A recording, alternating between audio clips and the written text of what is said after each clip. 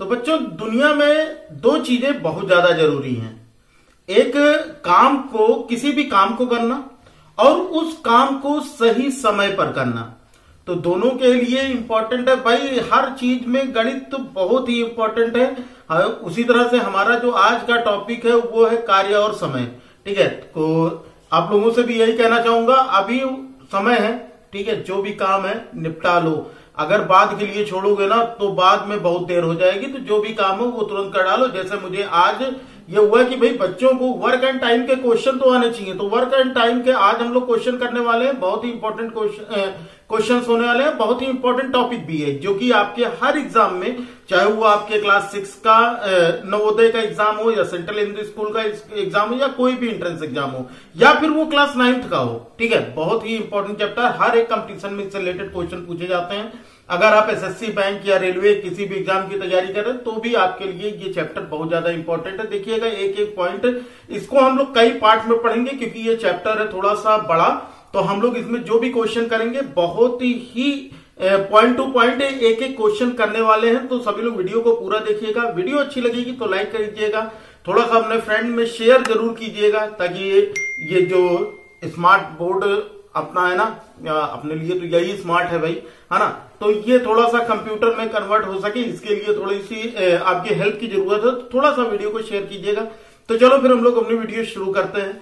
और मेरे सुलवीरों कैसे हो?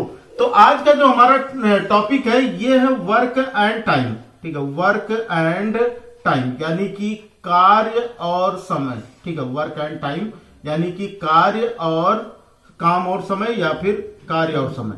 तो इन दोनों में देखो एक रिलेशन होता है, बहुत सीधी सी चीज है, एक रिलेशन समझ लो।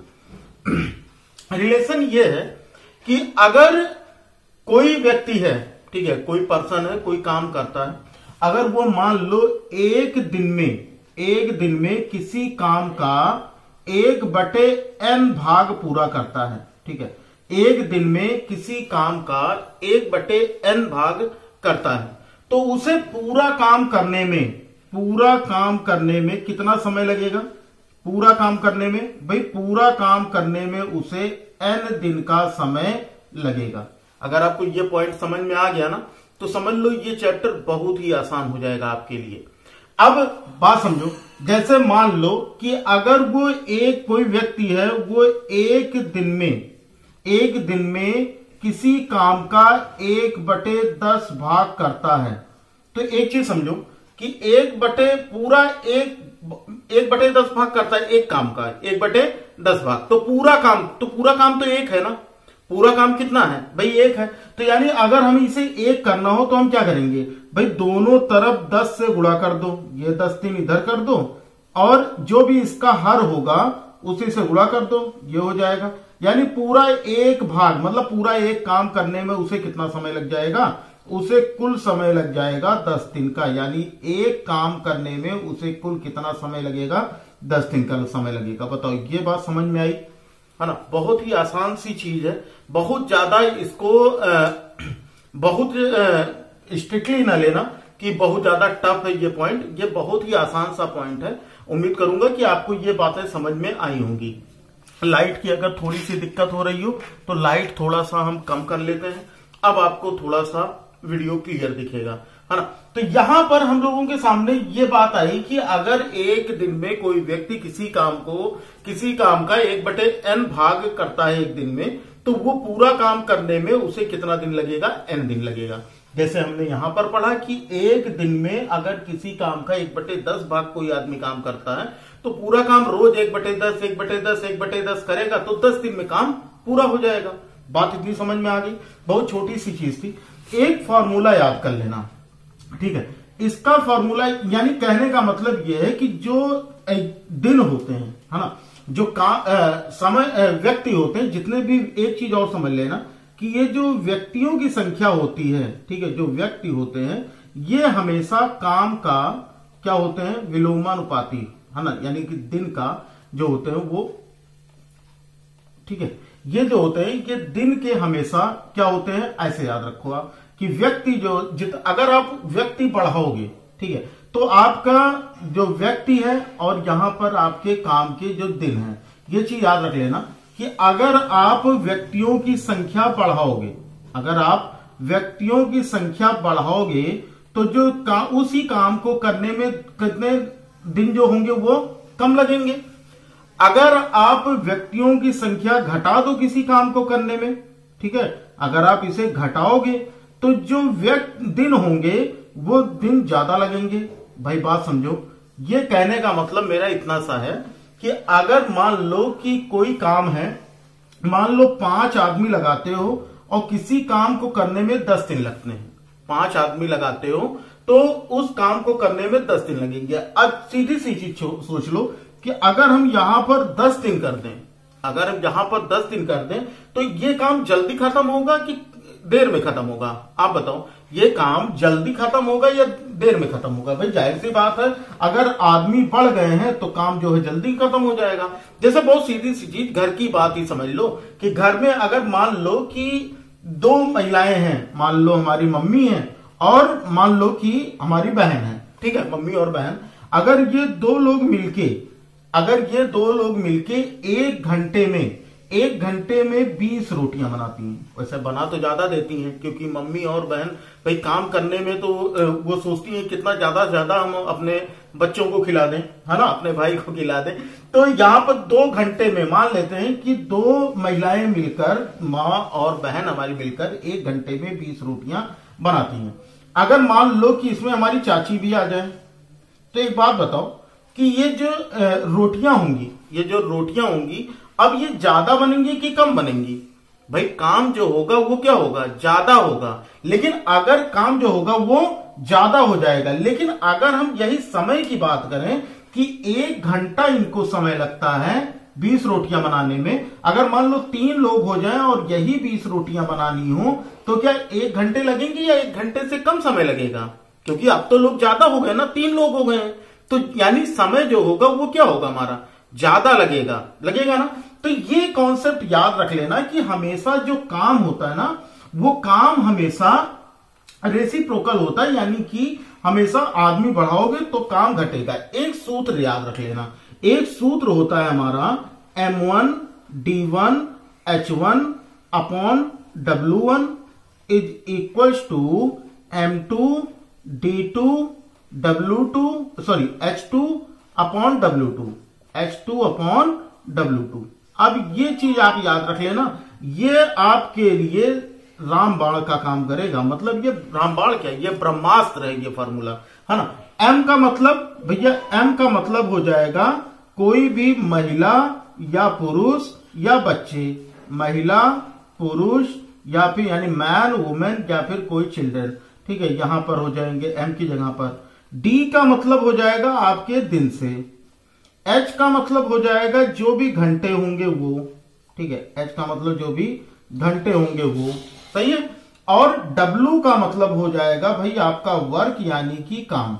H का मतलब घंटे यानी कि टाइम हो जाएगा और W का मतलब हो जाएगा आपका काम यानी कि वर्क। जैसे अभी हमने शुरू में कहा था ना कि एक व्यक्ति 1/n काम करता है, ठीक है, एक किसी काम का एक दिन में 1/n काम करता, तो वो क्या था? उसका काम का भाग था, तो वही W है हमारा, ठीक है। अगर मान लेंगे हमको, अगर ये इतनी सारी चीजें दी हैं तो आप सीधा से यही फॉर्मूला लगाओगे MDH का, ठीक है।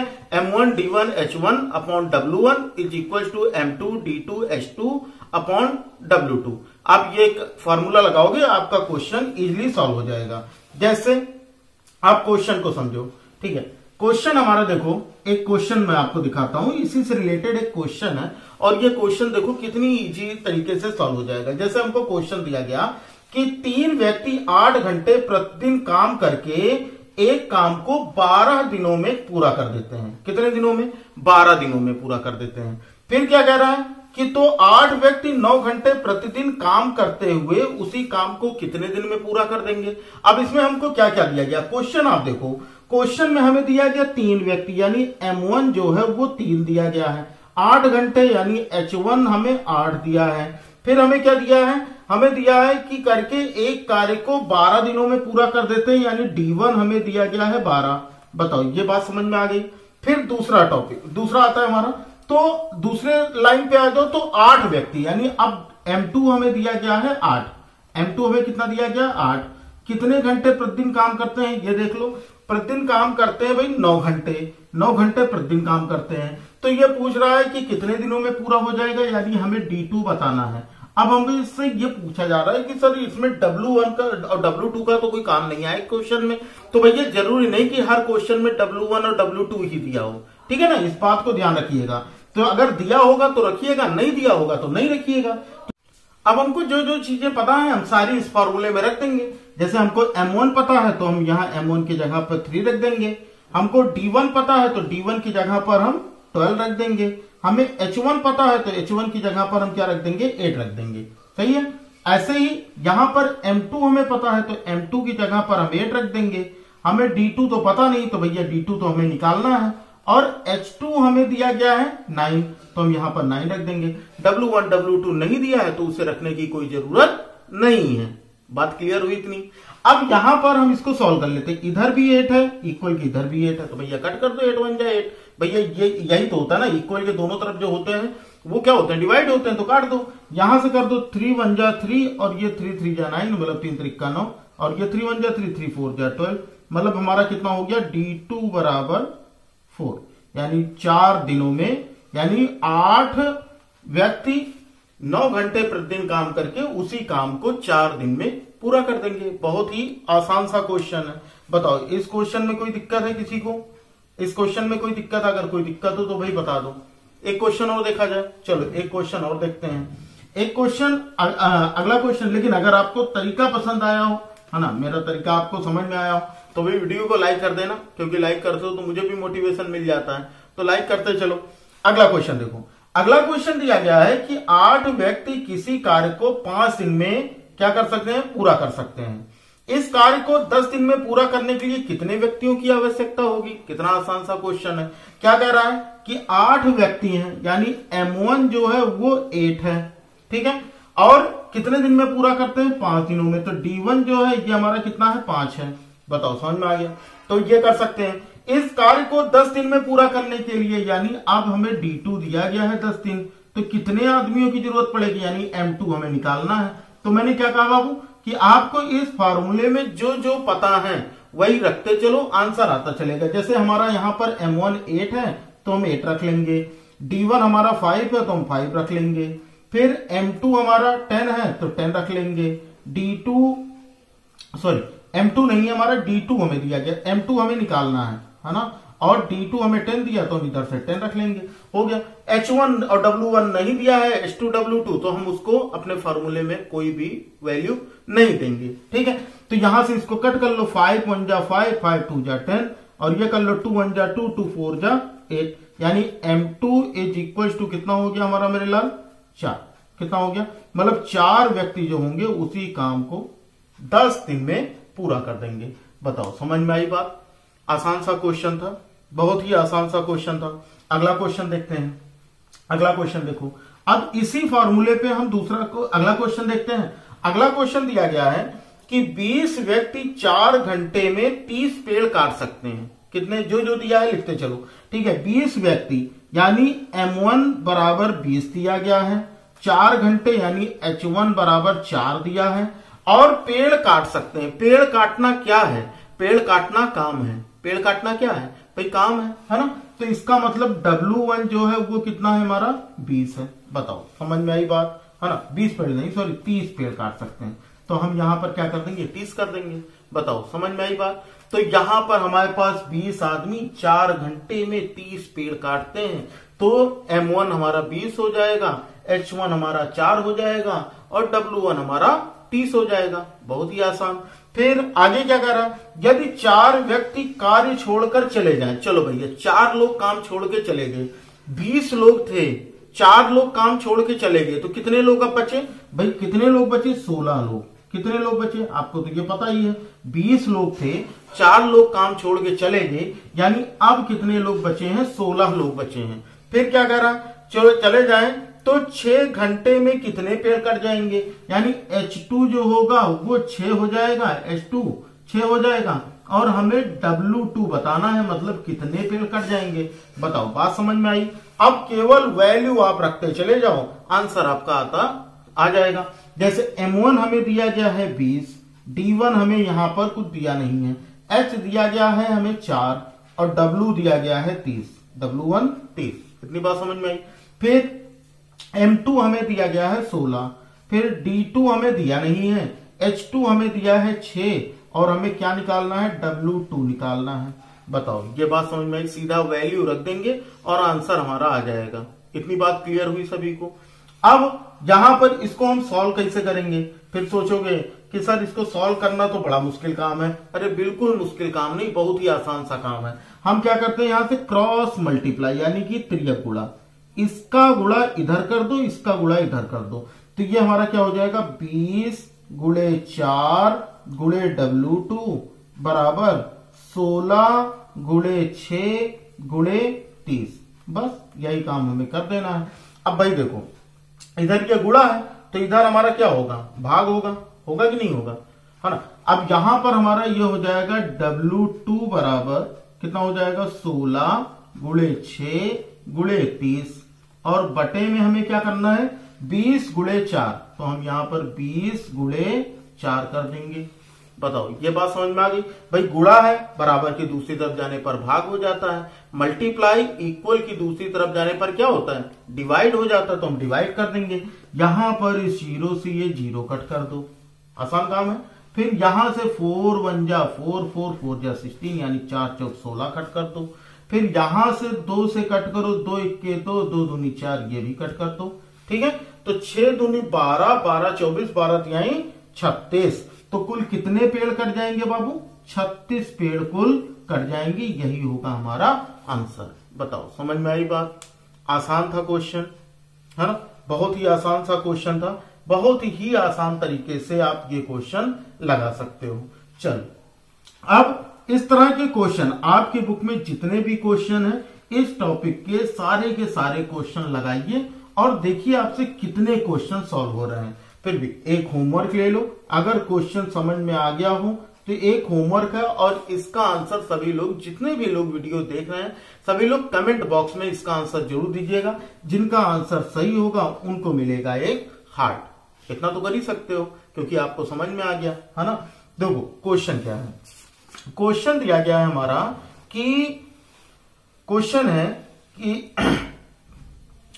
एक व्यक्ति 8 घंटे प्रतिदिन काम करके एक काम को 12 दिनों में समाप्त कर सकता है। ठीक है, क्वेश्चन है एक व्यक्ति 8 घंटे प्रतिदिन काम करके एक कार्य को 12 दिनों में समाप्त कर सकता है। यदि वह 6 घंटे प्रतिदिन काम करे तो काम कितने दिन में समाप्त करेगा। आसान क्वेश्चन है, सभी लोग स्क्रीन पर क्वेश्चन आपको दिखाई भी दे रहा होगा। सभी लोग इसका आंसर कमेंट बॉक्स में दीजिएगा। वीडियो अच्छी लगी हो तो वीडियो को लाइक कर दीजिएगा। चैनल पे नए होंगे तो सब्सक्राइब कर बेल आइकन को प्रेस कर लीजिएगा। केवल जवाहर नवोदय विद्यालय और सेंट्रल हिंदू स्कूल की तैयारी के लिए ही नहीं, अपने मैथ स्किल को इंप्रूव करने के लिए भी। ठीक है, तो चलो फिर बच्चा लोग पढ़ते रहो। मिलते हैं फिर अगली क्लास में, तब तक के लिए जय हिंद, वंदे मातरम।